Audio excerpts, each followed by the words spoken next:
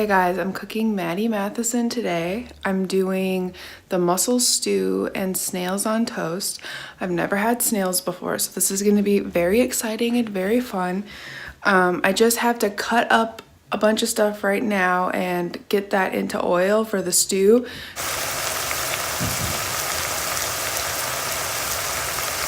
My cat likes to watch me cook, but the onions... He can't have his eyes open. Aww. Added in some tomato paste, and then you let this rock for like 5 minutes. So I cooked the mussels last night by boiling 1 cup of salt water and then putting them in and then having them open up. And then as soon as they open up, I took all of the mussels out of the shells, and then all the liquid that was left behind is gonna go into the stew. So I'm adding that now with white wine, dry white wine, and I don't have paprika. I thought I did, but I don't.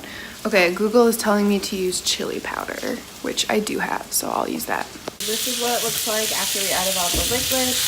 And then this is some bacon that I'm crisping up before I put it in. So the bacon chunks are in there. I didn't cook the bacon too much. Like I said, I wanted to crisp it up, but I didn't cook it till crispy. I just wanted to get a little bit of like a texture on it, because I read that if you can use bacon for salt pork in stews, but the texture can be a little different, so you want to like crisp it up a little. But what you really want out of the bacon is the fat, and you want the fat to render like in your stew.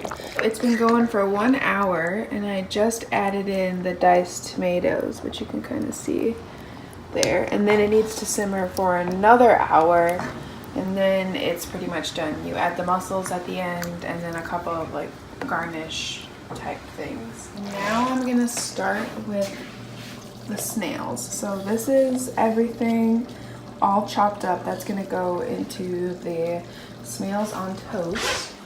And I got the snails right here, and I'm supposed to I believe I'm supposed to clean them. Cold running water for 1 minute. They will smell like farts and grass, I find, which is a kind of chill smell. And I just rinsed all the snails, and they look very intimidating. I'm a little scared. So this is the finished product of the snails, and this is the finished product of the stew. Hey guys, I'm back. It's been a while.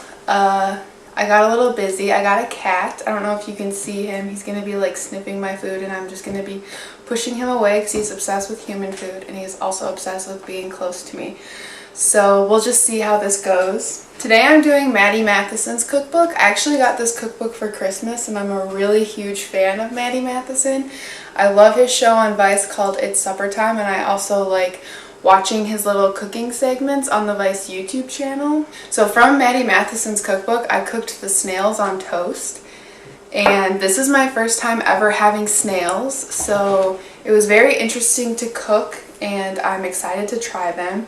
I ordered them online, and I actually ordered 2 more cans than I needed, so I doubled the recipe, so I have like so much snails on toast.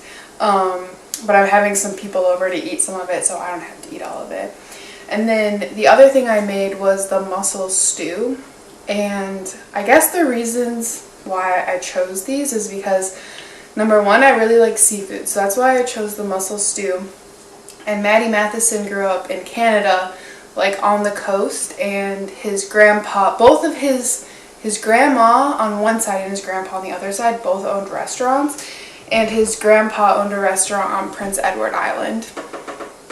I hope I'm getting that right. And so they used to eat like a ton of seafood, and that's kind of like a thing about him. So most of the cookbook is seafood recipes, and I wanted to challenge myself because I've never made mussels, like live mussels, and so I did that all for this stew. I got the mussels, and I, cleaned them off, took all their beards off, steamed them, and then pulled them out, and they're in here. They're really small. It's funny because in the pictures for his cookbook, they're like gigantic, but in LA, they're like tiny. One hard thing with this cookbook, I feel like I only have one critique, And it's really hard to like get it to stay open on certain pages because it's so thick. It's so big. This cookbook is like a cookbook of his life. I'm gonna start with the mussel stew. It smells so good. Also, these two recipes are like the only recipes I've ever made that have like they have 3 bottles of wine in them. Not whole bottles, but like 3 different wines and like a lot of wine.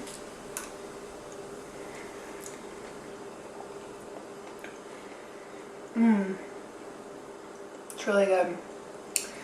It's really rich.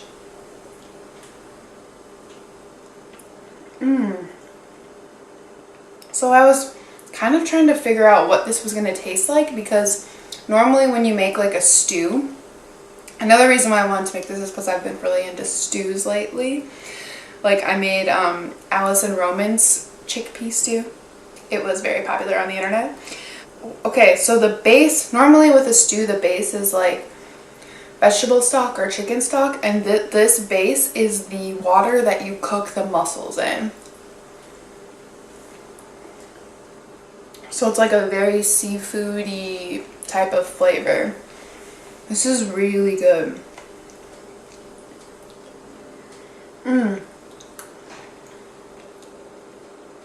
I pretty much got to show you guys the entire process of cooking this, but on the snails I was a little interrupted at the end. But the final serving of the snails is you have buttered toast in a cast iron and then you put the snails on top.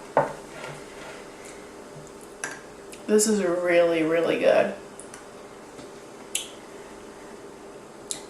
It's like very tomatoey.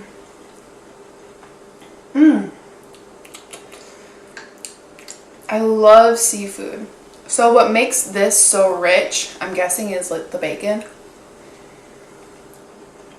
In the cookbook it calls for pork salt, which is like pork belly that's been cured in salt, is my understanding. But I couldn't really find it anywhere. I'm sure they would have it at a butcher, but I had gone to a couple of grocery stores, so I was kind of over it. And I just looked up a substitution online, and a lot of people said that when a recipe called for that, they used bacon. I realize that some people might find it annoying that I do like substitutions like that, but it's not always that I'm going to be able to find every ingredient where I live. Like with the night market, even though that restaurant is based here, it was really hard to find all the ingredients. And I'm sure, like Matty even talks about in the cookbook, that it's really easy when you're a restaurant to get things like shipped to you. It's like much harder to make things at home.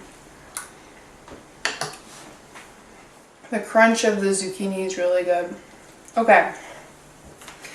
So, snails, which I feel like, I don't know if I would have eaten snail like a year ago.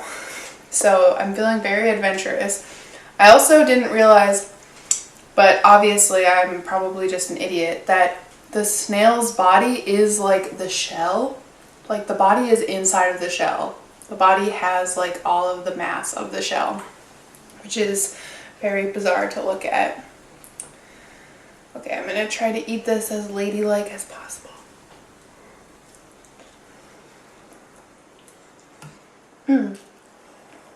Snail down.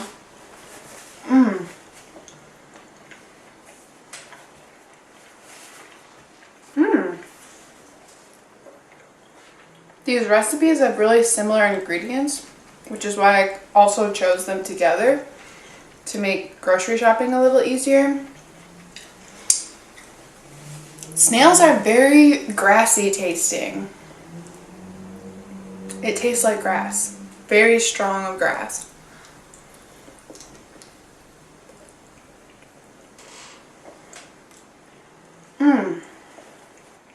A little goes a long way. Like 2 pieces of toast seems like a lot now. The sauce is really good.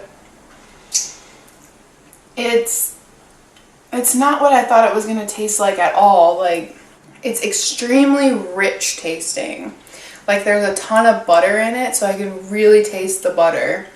And then there's a lot of onions. I'm eating snail right now. Matty Matheson worked at a couple of French restaurants.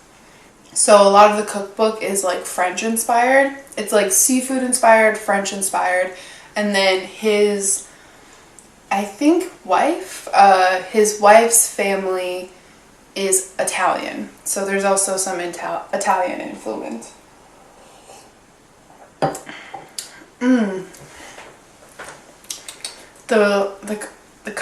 This has to be eaten with bread, I feel like. Whereas the stew you can kind of eat alone, even though this kind of looks like a stew, you need the bread to like even out the flavor, because the flavor of the snail is pretty intense. I didn't think it was going to taste like that. It tastes like a mushroom, and it also has the texture of a mushroom. It was really hard to pick out recipes from this cookbook because everything looked really good. They all seemed like really challenging. But a good kind of challenging, like an accessible kind of challenging. Not like where I open it and I'm like, I have to do all this and I close it. Which, I do want to do my squirrel cookbook one day, but there's some very challenging, you know, ferment for 12-week recipes in there. I have made a couple of things from it, but I feel like if I were going to make a video of it, I would want to do one of the more challenging ones. This is really good. This mussel stew on like a kind of chilly night. And the mussels have really good texture in the stew because they're like a little bit chewy and they're really flavorful. The mussel part of it though, like doing all that work, it was a lot of work. You have to like, the beards are pretty hard to pull out. And then you have to like pick all the little mussels out of the shells and double check to make sure. So I like did a lot of research because I knew there were like certain things with mussels that you're not supposed to eat. And you're not supposed to eat any mussels that are open, so I made sure of that. I don't know if I'm going to be able to finish all of this because it is a lot. And I do want to tell you more about the cookbook. So this would be like my dream meal. It's like steak, lobster, and Dungeness crab. I love Dungeness crab. This is kind of like the kind of stuff that I feel that he's known for, is making these really good looking kind of like basic things, at least on It's Supper Time. The like aesthetics of that show kind of look like that. And I love the food stylists on It's Supper Time. That show looks so good. I really, really, really appreciate that there's a photo for like almost every recipe in here, because it's really, really hard to make something you've never made before and also have no photo, because you have no idea if you're doing it right and you have no idea how it's supposed to look. I don't know, I just find that really helpful, and it's so disappointing when a cookbook doesn't have like enough pictures.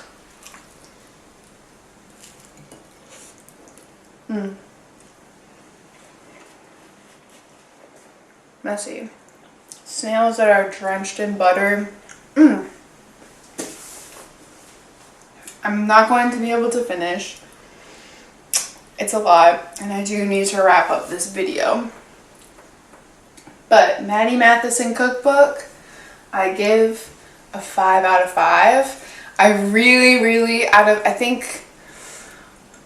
the cookbooks I've done, I do think that this is the one that I will probably go back to the most, because the recipes are really interesting and really accessible, and you could just put on like a great presentation. So I really, really, really would pick up this one. And it's just like a beautiful cookbook. Highly recommend. And I'll see you guys later. After I stopped filming, he knocked over my table that I record from and broke my favorite glass. Just nod your head a little bit if you're sorry. They'll totally understand. Okay, Lenny, just look at me if you're sorry.